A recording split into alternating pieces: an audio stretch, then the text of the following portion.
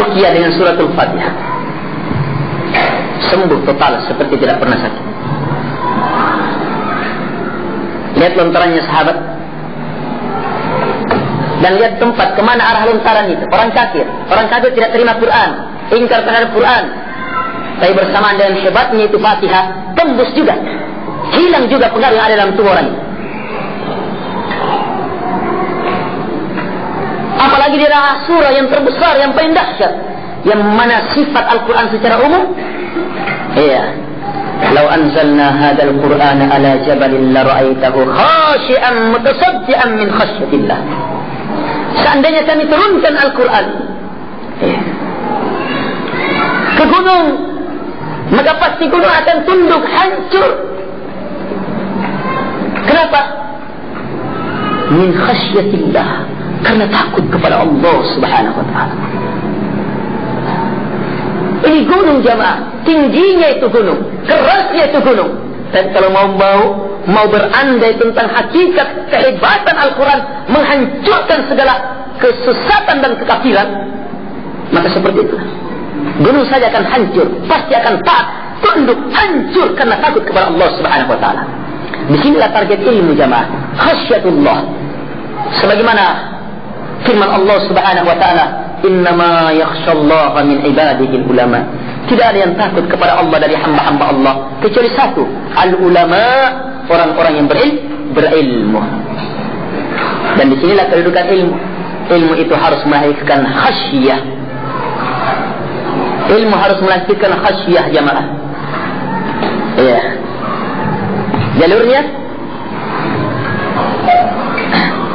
Jalurnya apa? Siapkan seluruh sarananya. Iya. Akan semakin hebat pengaruhnya itu. Pandangan, pendengaran, iya, hati betul-betul ikhlas, terima keterangan demi keterangan dari Al-Quran. Iya. Pendengaran kita pasang. Jangan tutup pendengaran itu. Saya tidak maksudkan dengan kata menutup dengan cara seperti ini. Sebab orang-orang kafir juga mendengar dengan pendengaran seperti antum dengar sekarang. Tapi bersamaan dengan itu Allah Subhanahu wa ta'ala katakan tertutup pendengarannya. Tidak dengar.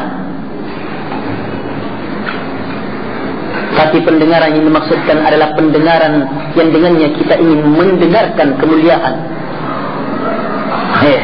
Yang tidak lepas dari hati. Demikian pula pandangan. Bukan pandangan sebagaimana kita melihat sekarang. Sebab orang kafir juga mendengar, memandang ayat-ayat Allah Subhanahu wa ta'ala yang kauni dan syar'i. Tapi bersama dengan itu Allah Subhanahu wa ta'ala katakan mereka adalah a'ma, buta. Pandangan yang dengannya kita mampu menyaksikan kebesaran Allah, cahaya dari ayat-ayat Allah Subhanahu wa ta'ala. Al-ikhwa wal-akhwat rahimakumullah. Lanjutkan pembahasan kita. Allah Subhanahu wa ta'ala berfirman, A'udzu billahi minasy syaithanir rajim. Bismillahirrahmanirrahim. Alhamdulillahi rabbil alamin. Ar-Rahmanir Rahim. Maliki yaumiddin. Iyyaka na'budu wa iyyaka nasta'in. اهدنا الصراط المستقيم صراط الذين أنعمت عليهم غير المغضوب عليهم ولا الضالين آمين. Jemaah pengajian yang dimuliakan oleh Allah Subhanahu wa ta'ala, kita awali bacaan kita dengan ta'awud. Sebab Allah Subhanahu wa ta'ala memerintahkan kita beristi'adzah, minta perlindungan kepada Allah Subhanahu wa ta'ala ketika akan membaca Al-Quran. Dan kita awali surah ini dengan basmalah. Sebab basmalah adalah awal dari seluruh surah kecuali surah Bara'ah. Pembahasan basmalah ini telah sering kita sampaikan dalam beberapa kesempatan. kita masuk ke dalam ayat yang pertama, Alhamdulillahirabbil alamin. Walaupun sebagian ulama mengatakan bahwa basmalah adalah ayat yang pertama. Baik.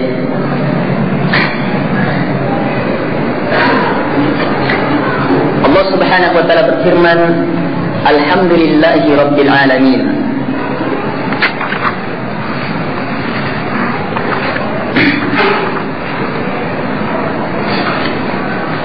Alhamdulillahirabbil alamin. Alhamdu, segala pujian kepada Allah yang didasari karena cinta kepadanya, membesarkan dia, memuliakan dia. Rabbil alamin, dia adalah Rabbnya alam semesta.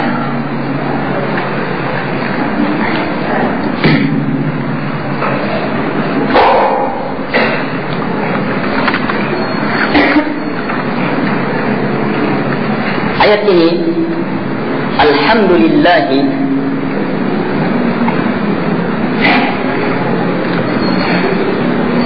mempunyai penghambaan tersendiri. Artinya di dalamnya kita akan dapati perhambaan tersendiri. Hanya sebelum mengkaji lebih jauh lagi kandungannya,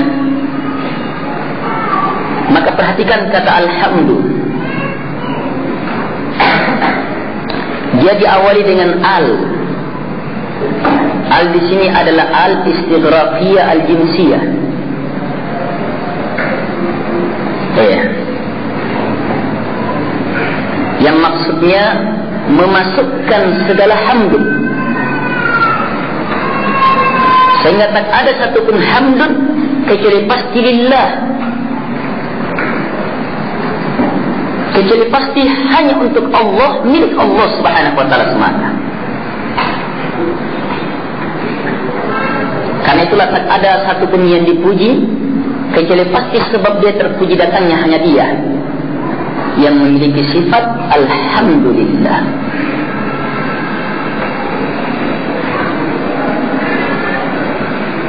Ini hamdun. Alhamdulillah. Adapun hamdun itu sendiri, dia adalah pujian. Ya. Kepada Allah Subhanahu wa taala yang didasari karena cinta kepadanya. Karena membesarkan dia, mengagungkan dia, memuliakan dia. Kalau tidak, kalau tanpa dasar ini, maka dia bukan hamdun, tapi madah. Dan madah ini, ya, manusia, binatang juga bisa dapat. Sekedar pujian, tapi tanpa dasar cinta, pembesaran, pengagungan kepadanya. Ini jemaah.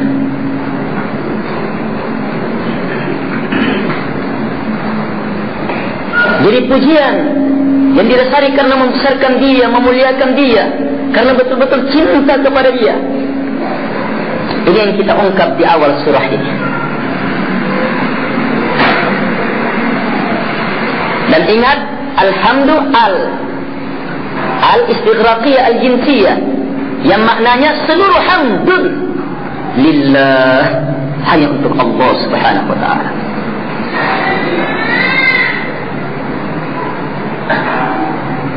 Lam di sini lil istihqaq, yang menunjukkan tidak akan mungkin keluar kecuali hanya untuk Allah Subhanahu wa taala. Hamdun dalam makna mutlak penuh ini. Kalaupun ada yang dipuji, maka nanti benar pujiannya kalau karena Allah Subhanahu wa taala.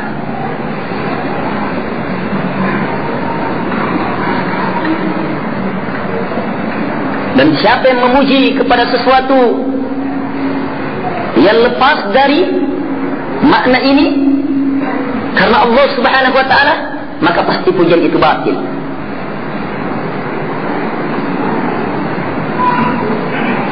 Sebab segala hamdun hanyalah milik Allah Subhanahu wa ta'ala.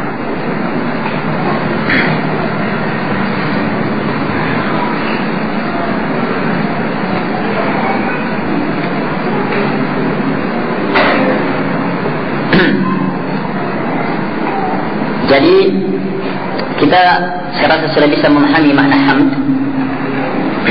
Sekarang apa makna sana? Yang Allah Subhanahu wa ta'ala jawab ketika hamba mengatakan Ar-Rahmanir Rahim. Sana itu adalah hamdun yang berulang.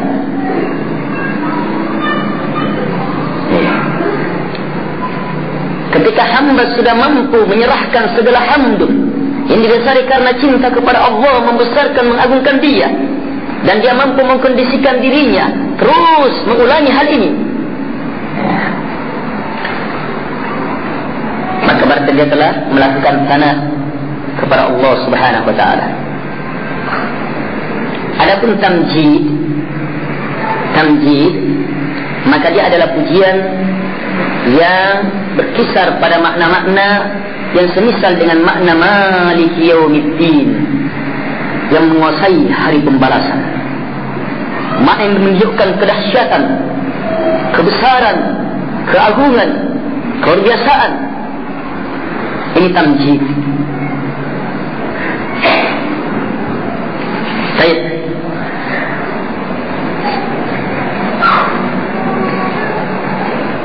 Kita kembali kepada makna Alhamdulillahirabbil alamin.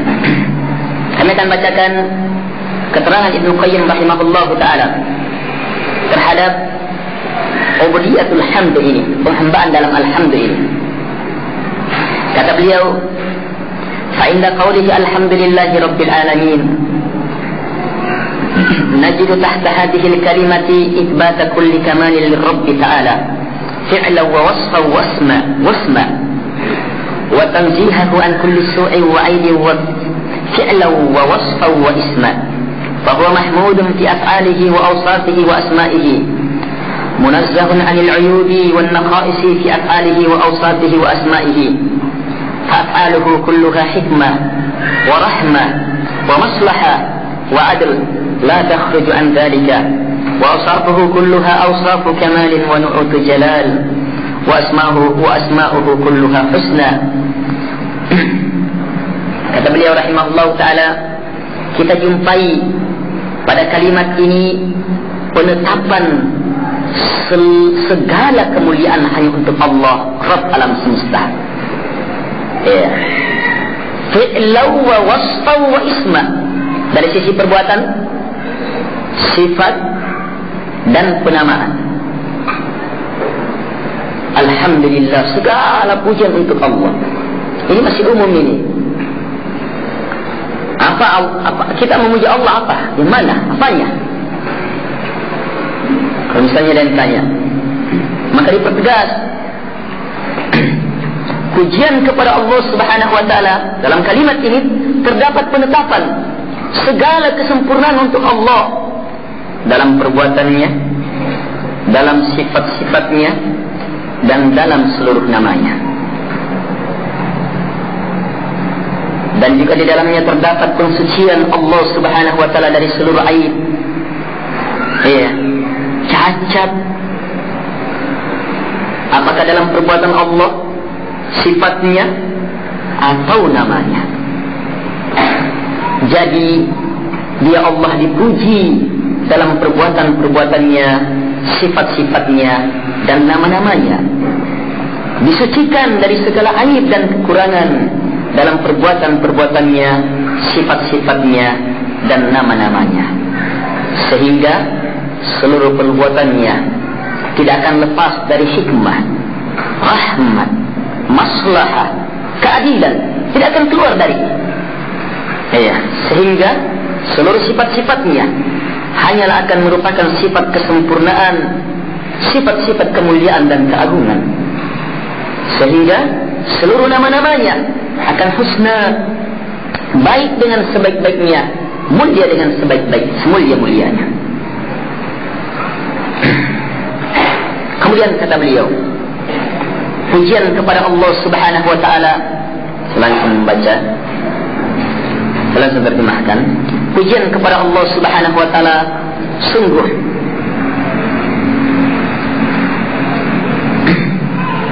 telah memenuhi dunia dan akhirat, langit-langit dan bumi beserta apa yang terdapat pada keduanya dan apa-apa yang terdapat di dalam keduanya.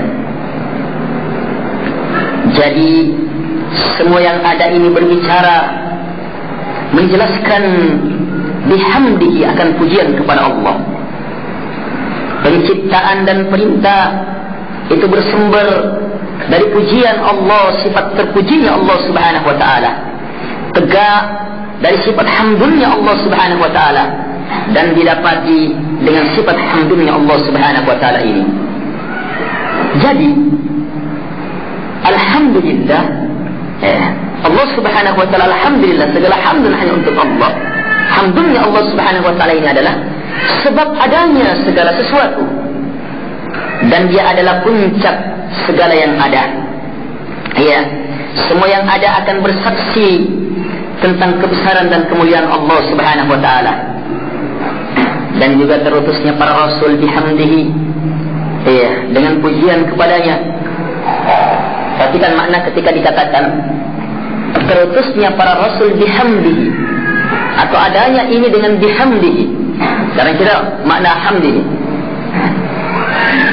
Itu artinya terutusnya para nabi dan rasul ini, terutusnya para nabi dan rasul ini, kalau kita lihat dari sebabnya, kenyataannya, apa yang dibawa dan segala yang berurusan yang berhubungan dengan perutusan ini, maka kesimpulannya hanyalah pujian untuk Allah Subhanahu wa taala. Ini maksudnya. Sama seperti tadi dikatakan di atas, semua yang ada natiqun bihamdihi. Semua yang ada pasti berucap, menjadi saksi bihamdihi. Sebab semua yang ada tidak akan kembali kesimpulan keberadaannya kecuali hanya pasti akan sampai kepada titik pujian kepada penciptanya, Allah Subhanahu wa taala. Kemudian kata beliau, Allah turunkan kitab-kitab bihamdihi. Saya ulangi, di mana memahaminya? Segala yang berhubungan dengan turunnya kitab ini, sebabnya, caranya, metodenya, prosesnya, kandungannya, apapun, pasti yang ada hanyalah pujian untuk dia.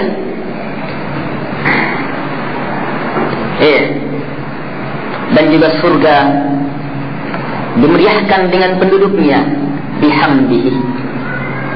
Karena itulah alhamdulillahi rabbil alamin. Neraka pun dipenuhi dengan penduduknya bihamdihi. Allah penuhkan neraka. Kesimpulan orang yang berfikir benar akan kembali ke sini. Alhamdulillah. Sebagian ada hanya Allah adalah alhamdulillah semata. Dalam perbuatannya Allah tetapkan si anu masuk neraka. Pujian bagi Allah. Hanya untuk sampai memuji Allah dalam perkara ini, disinilah banyak yang tidak paham. Sebentar akan sampai dibahas dalam pembahasan hikmah-hikmah dalam penghambaan ini.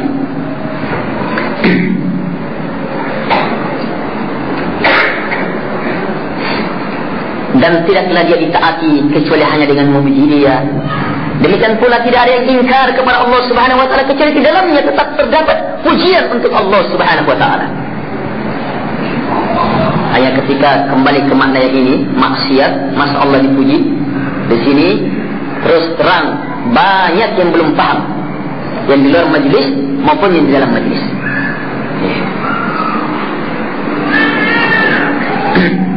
Kalaupun paham, masih terdapat syubhat-syubhat. Dan ini sangat berat di sini.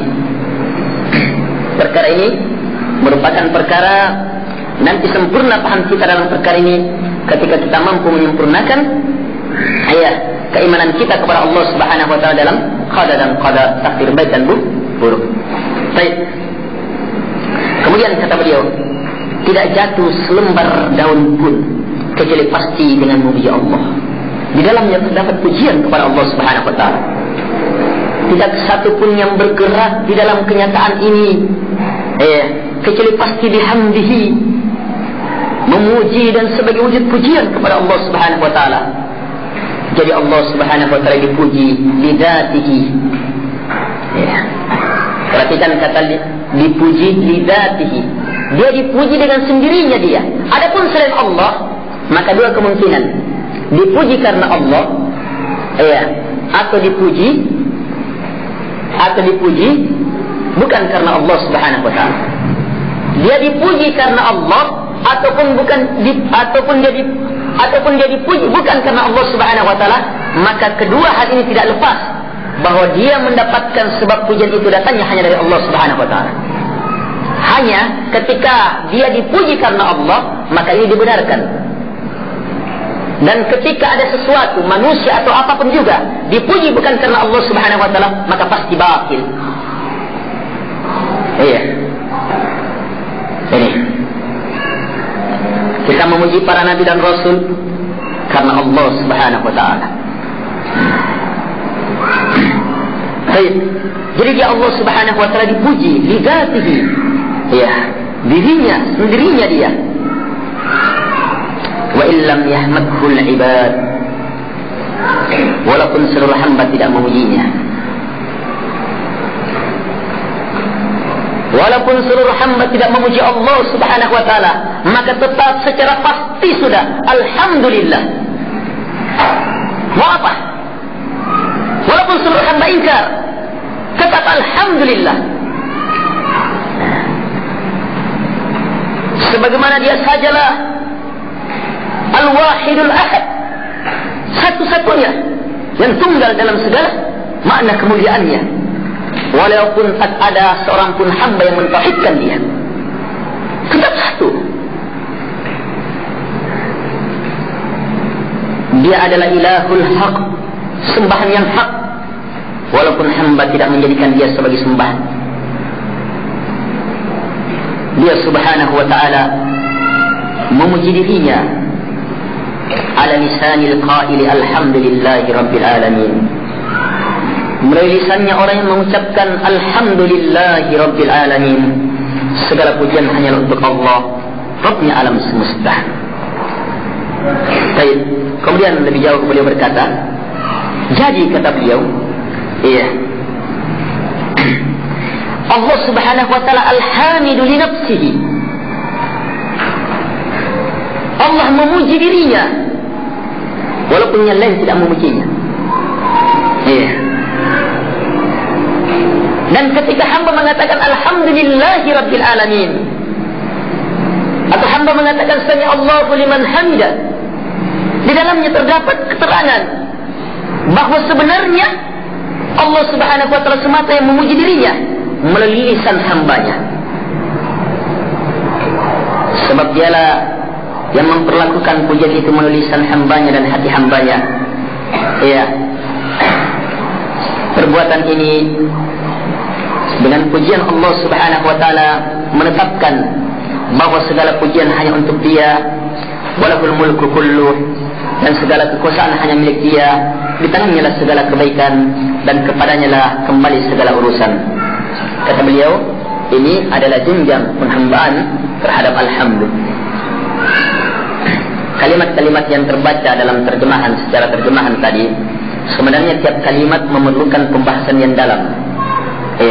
Sebab apa yang beliau ungkap ini kesimpulan-kesimpulan dari ubudiyatul hamd.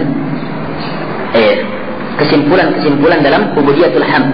Anggap misalnya dekat kalimat tadi, wa irsaluhu rasulahu bihamdihi. Allah utus rasul-rasulnya bihamdihi. Ini pembahasannya luas dan panjang sekali.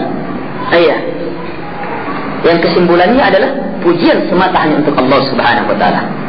Dari keterangan singkat ini saya rasa cukup bagi kita untuk memahami kenapa sampai hamdun yang sangat dalam maknanya ini, yang hanya khusus bagi Allah Subhanahu wa taala, itu memakai al.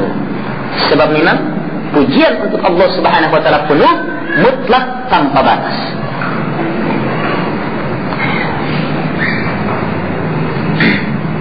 Baik. Alhamdulillah Sekarang lihat lebih jauh. Alhamdulillah. Sekarang Allah alhamdu. Alhamdu, sifat hamdul ini lillah, hanya untuk Allah. Kemudian Rabbil Alamin, Rabbnya alam semesta. Di sini disatukan dalam ayat ini dua nama ini. Nama Allah dan nama Rabb.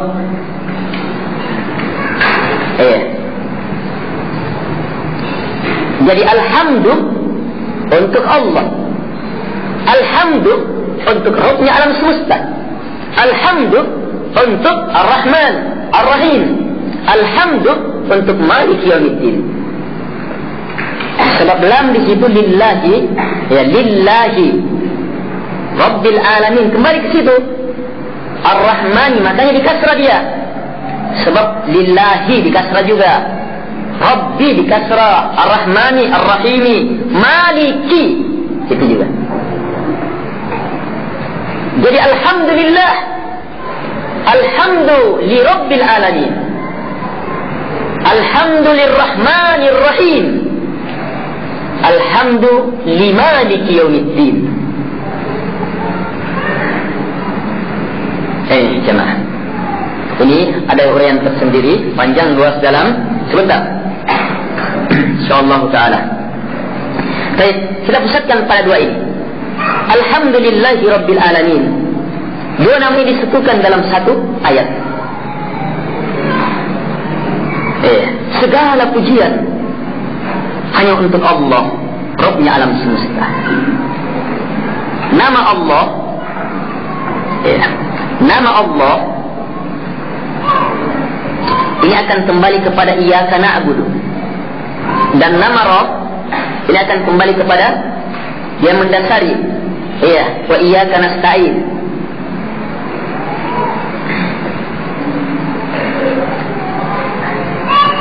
Karena Allah Subhanahu wa ta'ala disebutkan pertama, makanya Iyyaka na'budu dulu yang pertama.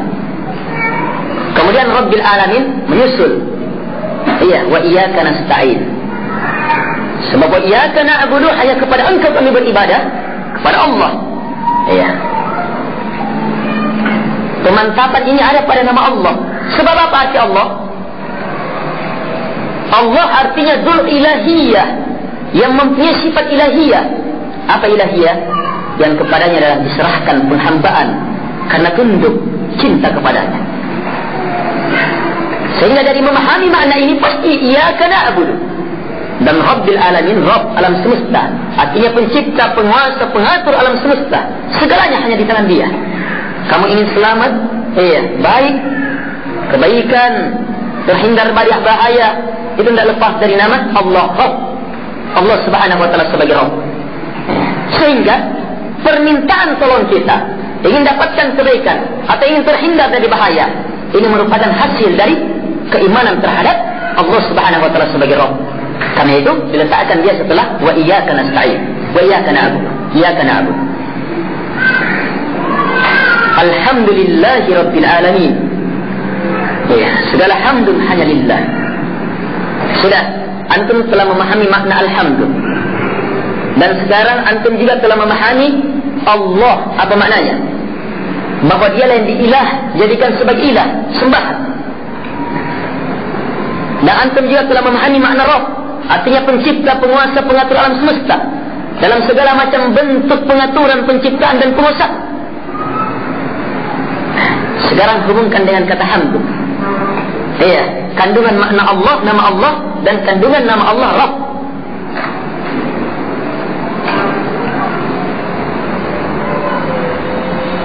Allah, Dia yang berhak untuk disembah. Kenapa? Sebab alhamdulillah.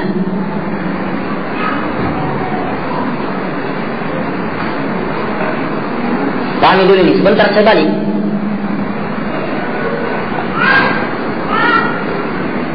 Alhamdulillah. Segala hamdun hanya untuk Allah, hanya untuk Dia yang disembah.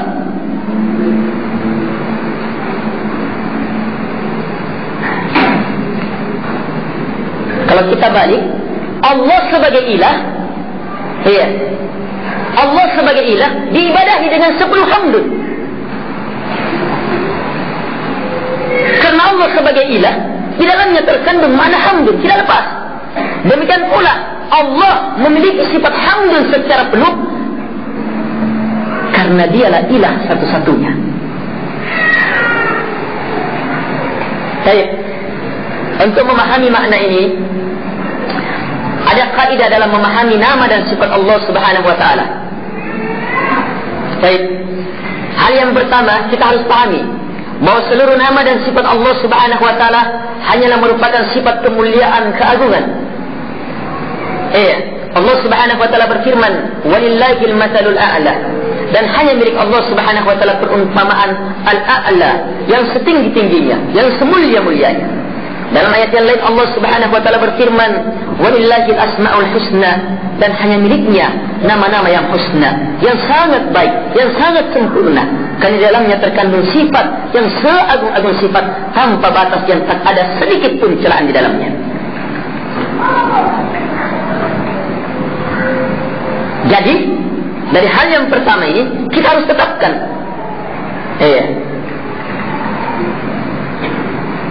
seluruh kesempurnaan, segala kemuliaan dan kebaikan, keagungan, ketika kita memahami nama-nama Allah Subhanahu wa taala. Misalnya Allah Ar-Rahman, yang Maha Kasih, harus tetapkan kasihnya Allah luar biasa tanpa batas. Sebab nama Allah penuh dengan segala kemuliaan, penuh dengan segala keagungan, penuh dengan segala kebaikan, yang sama sekali dalamnya tidak terdapat sedikit pun cacat. Ini satu hal. Hal yang kedua, kaidah yang kedua yang harus dipahami, ketika nama ini tergabung, maka lahir kemuliaan lain lagi selain kemuliaan ketika nama ini bersendiri.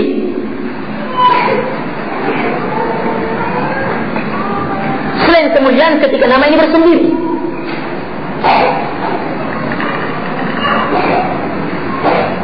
Al-Azizul Hakim. Allah Aziz, Maha Perkasa, Maha Mulia, Maha mengerahkan segalanya dengan kemuliaan tanpa batas, keperkasaan tanpa batas, dan segala makna kemuliaan yang ada padanya. Ini ketika bersendiri. Al-Hakim, Allah Maha Bijaksana, penuh hikmah, betul-betul Maha menetapkan hukum. Sebab Allah Hakim, dengan hikmah dan hukum yang sangat mulia tanpa batas. Dan Allah Al-Azizul Hakim, muncul makna lain. Penggabungan dua makna nama dari nama ini melahirkan makna lain yang seluruhnya juga kesempurnaan tanpa batas. Karena itulah izzahnya Allah didasari oleh hikmah. Hikmahnya Allah melahirkan izzah. Beda dengan manusia. Izzahnya, kadang kekuasaan manusia tidak didasari oleh hikmah. Kezaliman yang mendasarinya, ketakaburan yang mendasarinya. Di sisi lain, orang-orang yang punya hikmah tidak punya izzah. Adapun Allah Subhanahu wa taala Al-Azizul Hakim. Sudah? Paham dua kaidah ini? Sekarang terapkan terhadap ini, ayat ini. Alhamdu sendiri. Lillah, Allah sendiri. Ar-Rabbil Alamin sendiri. Iya. Segala hamdu lillah. Sifat hamdu sudah jelas tadi maknanya hamdu. Segala pujian tanpa batas. Masuk di dalamnya. Kebiasaan semata tanpa batas. Dan Allah artinya apa? Yang disembah, ilah yang hak. Berarti sifat Allah, sifat uluhiyah yang dimiliki oleh Allah Subhanahu wa taala, adalah sifat uluhiyah yang tanpa batas. Yang hanya milik Allah, tidak berhak selain Allah Subhanahu wa taala. Kalaupun ada yang disembah selain Allah Subhanahu wa taala, hanya sekedar dibuat-buat. Sekedar dibuat-buat itu. In hiya illa asma'un sammaytumuha antum wa aba'ukum ma anzalallahu min sultan. Sembahan-sembahan itu tidak lain kecuali hanya sekedar nama-nama. Diangkat. Adapun sebagai sembahan ilah mempunyai sifat ilahiyah, tidak mungkin, sama sekali tidak mungkin ada di alam semesta ini. Hanya satu yang mempunyai sifat ilahiyah. Walaupun ada disembah selain Allah, tapi sekedar nama saja. Karena itulah mereka sembahan batil. Yang hak hanyalah Allah Subhanahu wa taala. Dzalika bi anna Allah huwal haq wa anna ma yad'una min dunihi huwal batil. Yang demikian itu karena Allah Subhanahu wa taala saja yang hak. Adapun disembah selain Allah Subhanahu wa taala adalah batil. Ini jemaah. Ini Allah tersendiri. Rabbil Alamin. Kandungan terhadap nama Allah ini lebih luas lagi ya. Sebab sebenarnya dari nama Allah ini, sebagaimana kata Ibnu Qayyim rahimahullah ta'ala, seluruh kandungan dalam nama-nama dan sifat-sifat Allah subhanahu wa ta'ala, yang seluruhnya kemuliaan dan keagungan itu kembalinya kepada nama ini, Allah. Baik, Rabbil Alamin, Rabbnya alam semesta.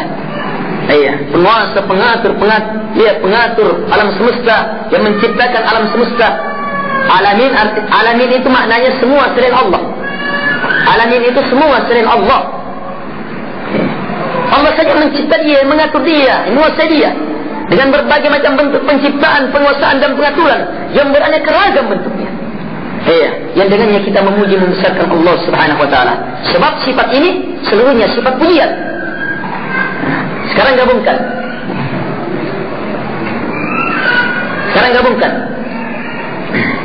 Alhamdulillah. Iya. Alhamdulillah, Allah Subhanahu wa ta'ala, segala pujian hanya untuk Allah.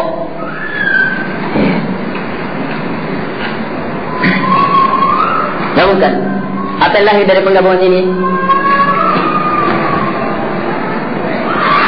Karena segala hamdun hanyalah milik Allah Subhanahu wa ta'ala, maka dia saja yang berhak dijadikan sebagai ilah. Sebab dasar mengilahkan sesuatu karena kesempurnaan cinta kepadanya. Dan tidak ada yang memiliki segala sebab dengannya dia dicintai kecuali hanya Allah Subhanahu wa ta'ala. Karena Alhamdulillah, segala pujian hanya milik Allah Subhanahu wa ta'ala. Balik, Allah sebagai ilah. Jadi kalau yang pertama tadi, karena segala hamdun hanya milik Allah, makanya dia saja yang berhak untuk dijadikan sebagai ilah.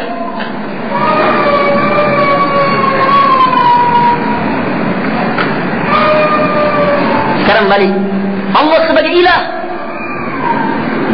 Dia sebagai ilah, yang karena dia sebagai ilah yang sangat sempurna ilahnya, makanya segala hamdun hanya teruntukkan untuk dia. Karena itulah penghambaan kita kepada Allah, penetapan kita, penyerahan ibadah kita kepada Allah Subhanahu wa ta'ala betul-betul hal didasari karena kecintaan penuh kepadanya. Kalau tidak, maka penghambaan itu nol, bahkan minus tanpa batas.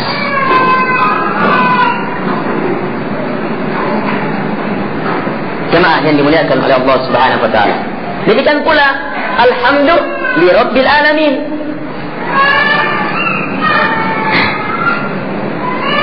Segala hamdun hanya milik Allah. Karena itu dia sajalah Rabbnya alam semesta. Dan Allah sebagai Allah sebagai Rabbnya alam semesta. Apa tadi Rabb? Pencipta, penciptaan, penguasaan, pengaturan. Hati-hati, Allah sebagai Rabbnya alam semesta. Ingat, alhamdulillah dalam segala maknanya untuk dia. Karena itu jangan sekali-sekali ada yang melihat dalam penciptaan Allah kecuali hanya alhamdulillah. Pasti pujian semata. Dalam segala pengaturannya kecuali pujian semata untuknya. Dalam segala penguasaannya kecuali hanya pujian untuknya. Sebab alhamdulillah li Rabbil Alamin.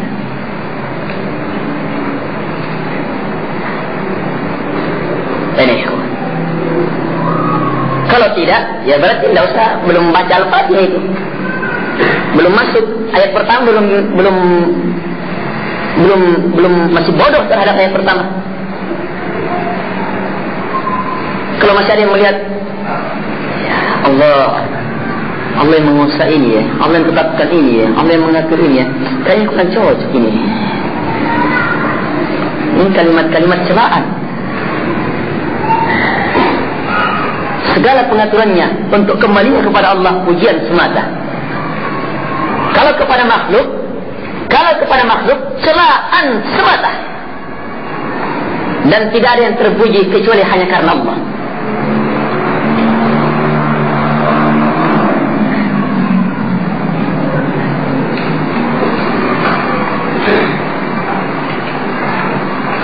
Jemaah yang dimuliakan oleh Allah Subhanahu wa ta'ala. Baik, ini sebahagian makna dari ayat ini. Kita akan bermantap kandungan makna yang terdapat dalam ayat ini dalam pembahasan Iya. Kandungan-kandungan yang sangat penting, yang sangat luar biasa yang terdapat dalam suratul Fatihah. Dan juga dalam pembahasan bagaimana dalam suratul Fatihah ini ya terdapat bantahan segala kelompok sesat yang di luar Islam ataupun yang menisbahkan dirinya dalam agama Islam. Iya. Ada bantahannya dalam suratul Fatihah seluruhnya. Baik.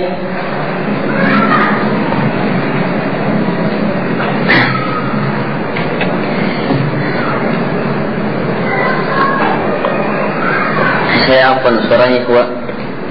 Sepatan ini. Malik Ar-Rahmanir Rahim.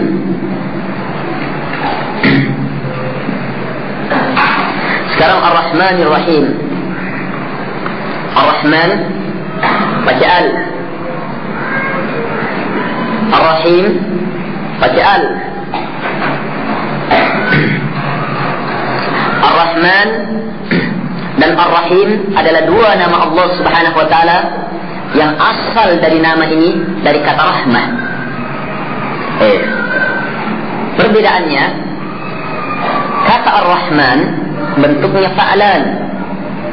Adapun Ar-Rahim maka bentuknya fa'il. Kedua bentuk ini masuk dalam bentuk amtilah mubalaghah. Bentuk-bentuk yang berlebihan dalam memuji. Ada bentuk-bentuk lain dalam pujian.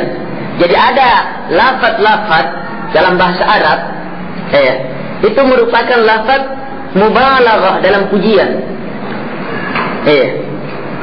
Misalnya ketika orang misalnya luar biasa sudah marahnya, marah besar sampai tertutup matanya, penuh sudah marahnya.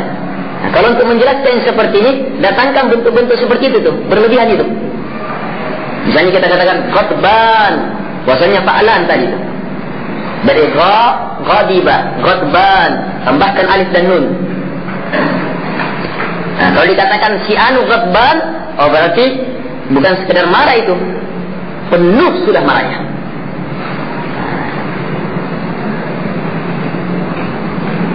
Demikian pula kata fa'il. Sami misalnya, luar biasa maha mendengar, bukan sekedar mendengar. Ini sekarang lihat dua nama ini, Ar-Rahman, Ar-Rahim. Ar-Rahman wazannya fa'lan, Ar-Rahim wazannya fa'il. Fa'lan dan fa'il keduanya masuk dalam sighah mubalaghah, bentuk-bentuk mubalaghah yang berlebihan. Sehingga dari kedua nama ini, dari kedua nama ini yang Allah Subhanahu wa taala perkenalkan kepada kita, beritahukan kita bahwa Allah punya nama Ar-Rahman, Ar-Rahim.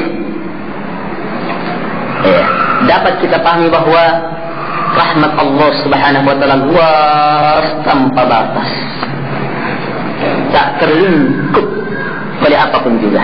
Bahkan sebaliknya, apapun juga dilingkup oleh rahmat Allah. Karena itu Allah Subhanahu wa taala berfirman, "Wa rahmati wasi'at kulla syai'." Dan rahmatku melingkup segala sesuatu.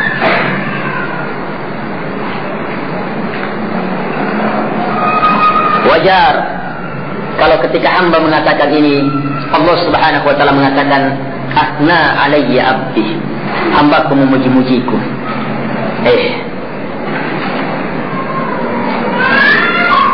Ini ikhwan, Ar-Rahmanir Rahim.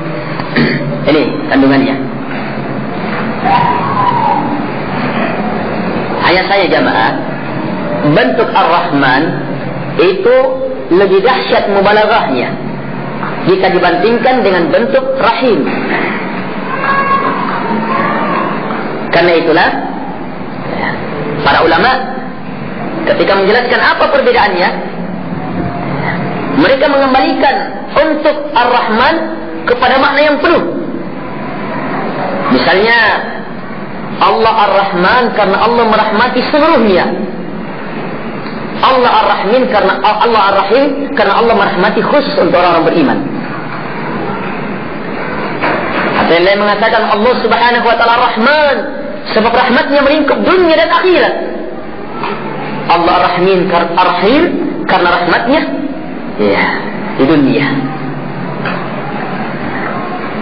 Dan yang benar dari seluruh pendapat yang membedakan terhadap dua nama ini, Allahu a'lam, apa yang dikutip oleh Ibnu Qayyim rahimahullah taala, bahwa Ar-Rahman ini adalah nama yang menjelaskan sifat rahmah yang Allah Subhanahu wa taala miliki, yang ada pada zatnya Allah.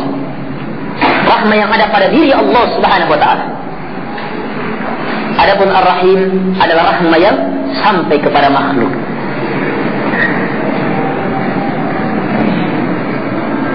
Karena itulah ketika berhubungan, kita lihat teliti kapan datangnya nama Ar-Rahman dan nama Ar-Rahim dalam ayat-ayat Al-Quran. Diteliti oleh Ibnu Qayyim rahimahullah ta'ala, tidak akan dijumpai kata Ar-Rahman ketika langsung berhubungan dengan yang dirahmati. Yang ada adalah kata Ar-Rahim. Apakah terhadap orang yang beriman atau terhadap selain orang yang beriman, manusia secara umum.